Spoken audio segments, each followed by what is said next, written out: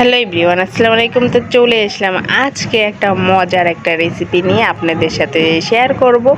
তো কাঁঠাল সিদ্ধ খাওয়া দেখিয়েছি এবং কাঁঠালের পিঠা বানিয়ে দেখাবো না। তো যারা যারা কাঁঠাল পছন্দ করেন না তারা এভাবে পিঠা বানিয়ে খেয়ে দেখবেন, অনেক মজা লাগে।